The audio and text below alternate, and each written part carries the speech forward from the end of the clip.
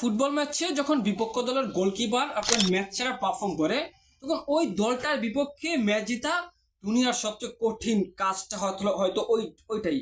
কারণ আজকে আসলে রিয়াল মাদ্রিদ যে বায়ার্ন মিউনিখের এগেনস্টে 2-1 গোলে হারলো চ্যাম্পিয়ন্স লিগের কোয়ার্টার ফাইনালের প্রথম লেগ, তাও আবার রিয়াল মাদ্রিদ তাদের হোম গ্রাউন্ডে 2-1 গোলে হারছে।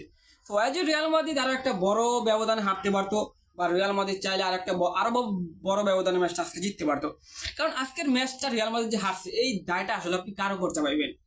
ভিনিসিয়াস জুনিয়র যে সহজ সুযোগগুলো মিস করছে ওইটা, কিলিয়ান এমবাপ্পে সুযোগগুলো মিস করছে ওইটা, নাকি রিয়াল মাদ্রিদের ডিফেন্স লাইনে আপনি কথা বলবেন, বা যে ডিফেন্স লাইন বা রিয়াল মাদ্রিদের মিডফিল্ড নিয়ে?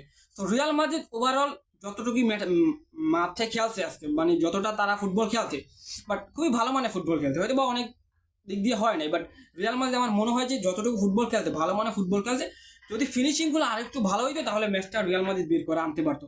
রিয়াল মাদ্রিদ ডিফেন্সও মোটামুটি ভালো ছিল, বাট এখানে যদি রিয়ালের গোলকিপিং পজিশনে থিয়াগো কর্তুয়া থাকতো তাহলে কোনো চিন্তা থাকতো না। কারণ লুলিন ভালো গোলকিপার জানে, কিন্তু লুলিন অনেকগুলো ম্যাচ পরে স্টার্ট করতে বা এর আগে একটা ম্যাচ স্টার্ট করতে, তো লুলিন তার সেই পুরনো ছন্দে এখন আসতে পারে নাই, বাট তাও দু একটা সেভ দিছে। বাট সবচেয়ে বেশি যেই প্লেয়ারটাকে নিয়ে কথা বলতে হবে সেটা হচ্ছে বায়ার্ন মিউনিখের জার্মান গোলরক্ষক ম্যানুয়েল নয়কে নিয়ে। ভাই এই বলায় কোনো মানুষই না ভাই, 9টা অন টার্গেট শট সেভ দিছে। মানে আপনি কি বলবেন, রিয়াল মাদ্রিদ আজকে ভালো খেলতে পারে নাই মানলাম, কিন্তু এই যে শটগুলো সেভ দিছে জাস্ট মাথা নষ্ট হয়। ম্যাচ ছাড়া পালন করতে একজন গোলকিপার। তো আপনি দেখবেন মানে 2022 সালের চ্যাম্পিয়ন্স লিগের ফাইনাল ম্যাচটা যদি দেখেন রিয়াল মাদ্রিদ এবং লিভারপুলের, তো ওই ম্যাচে কিন্তু লিভারপুল 23টা শট করেছিল রিয়াল মাদ্রিদের এগেনস্টে এবং 9টা অন টার্গেট শট। ওইখান থেকে রিয়াল মাদ্রিদ 1-0 গোলে জিতেছিল ভিনিসিয়াসের গোলে, এবং ওই ম্যাচের নায়ক ছিল থিয়াগো কর্তুয়া। 9টা অন টার্গেট শট সেভ দিছে। ওই ম্যাচটা কিন্তু 2022 সালে চ্যাম্পিয়ন্স লিগ রিয়াল মাদ্রিদ জিতেছিল কিন্তু শুধুমাত্র কর্তুয়ার উপর ভর করে। ভাই 9টা অন টার্গেট সেভ, জাস্ট মাথা নষ্ট। তো ওই কাজটাই আজকে হচ্ছে ম্যানুয়েল নিয়ে করছে বায়ার্ন মিউনিখের হয়ে, 9টা অন টার্গেট শট সেভ দিছে। হয়তো বা ভিনিসিয়াস একটা বিগ চান্স মিস করছে, ওইটা না করলে রিয়াল মাদ্রিদ 2-2 গোলে ড্র করতে পারতো। বাট কিলিয়ান এমবাপ্পে ভিনিসিয়াস আরও অ্যাটাক করতে দিন শেষে ম্যানুয়েল নিয়ে আসলে তাদের মানে সামনে এমনভাবে দাঁড়াইছে যে তাকে আসলে পরাস্ত করে গোলবারে গোল ঢুকানোটা জাস্ট রিয়ালের প্লেয়ারদের জন্য একটা কঠিন বিষয় হয়ে দাঁড়িয়েছে। এবং এই ম্যানুয়েল নয় কিন্তু আমরা দেখেছিলাম যে 2024 সালে রিয়াল মাদ্রিদ ম্যাচ জিতেছিল, ওই ম্যাচে কিন্তু ম্যানুয়েল ভুলের কারণে কিন্তু রিয়াল মাদ্রিদ ম্যাচ জিতেছিল।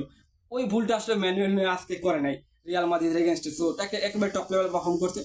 তো রিয়াল মাদ্রিদের সামনে এখনো সুযোগ আসছে সেকেন্ড লেগে একটা ঘুরে দাঁড়ানো, বাট ভায়ার যেই ধরনের ফর্মে রয়েছে তাদের হোম গ্রাউন্ডে গিয়ে আপনি 1-0 গোলে পিছিয়ে আছেন, ওইখান থেকে কামব্যাক করবেন, তো এটা আসলে খুবই হার্ড একটা বিষয়। বাট রিয়াল মাদ্রিদ ক্লাবটার নাম যখন রিয়াল মাদ্রিদ সম্ভব করতে পারে, তো আমি আশা রাখি যে রিয়াল মাদ্রিদ এটা কামব্যাক করবে, বাট অত আশা রাখতেছি না। কারণ হোম গ্রাউন্ডে যদি আপনি 2-1 গোলে আগে থাকতে পারতেন তাহলে একটা আশা ছিল, বাট যেহেতু এখন 1-0 গোলে আরো পিছিয়ে আছেন, তাও আবার বাইরের হোম গ্রাউন্ডে খেলা, বাইরে বর্তমানে যে ফর্মে রয়েছে।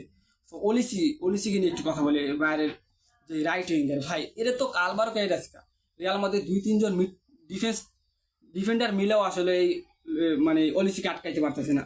So as a Real Madrid খুবই বাজে একটা ফুটবল খেলছে। সো আমার মনে হয় যে যতটা খেলছে মানে ভালো মানে ফুটবল খেলে, যদি ফিনিশিংটা আরেকটু ভালো হইতো বা ওই ম্যানুয়েল এইভাবে চীনের প্রাসিস হয়ে না দাঁড়াইতো ভিনিসিয়াস এমবাপ্পেদের সামনে, তাহলে ম্যাচটা হয়তো বা রিয়াল মাদ্রিদ বের করে আনতে পারতো, বা রিয়াল মাদ্রিদ চাইলে ম্যাচটা জিততে পারতো, তা বড় ব্যবধান হারতে পারতো। সো অ্যাজ একটা ইন্টারেস্টিং বা খুবই আসলে যে ফুটবল ফ্যান হিসেবে এনজয় করার মতো একটা ম্যাচ হয়েছে, বাট রিয়াল মাদ্রিদ হারলো, এটা আসলে মেনে নেওয়ার মতো না, তাও আবার রিয়ালের হোম গ্রাউন্ডে দীর্ঘ 25 বছর পর 90 মিনিটে হচ্ছে রিয়াল মাদ্রিদকে হারাইতে পারছে বায়ার্ন মিউনিখ। সো রিয়াল মাদ্রিদের জন্য এটা খুবই লজ্জাজনক একটা বিষয়, দুঃখজনক একটা বিষয়। আমি আশা করি রিয়াল মাদ্রিদ সেকেন্ড লিগে কামব্যাক করবে, যে মাদ্রিদ ফ্যান হিসেবে এটা আমি আশা করি। ধন্যবাদ সবাইকে, ভালো থাকবে।